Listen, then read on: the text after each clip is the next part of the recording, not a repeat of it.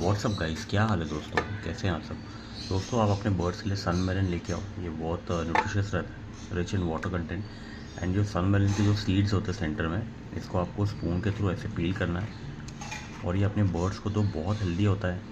ठीक है, जो पल्प है इसको आपको सेंटर से निकाल के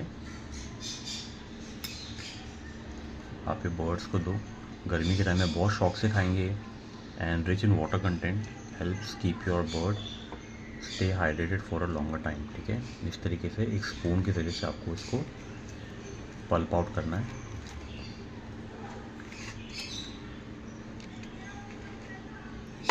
ये आप अपने बर्ड्स को तो इंशाल्लाह इससे बहुत फ़ायदा रहेगा। Bird will stay hydrated for a longer time. And fruits भी दे सकते हो, मगर मेन चीज़ है कि अंदर का जो पल्प है ये आप अपने बर्ड्स को दो। इससे बर्ड हाइड्रेटेड रहते हैं for a longer time. Okay, I hope this helps.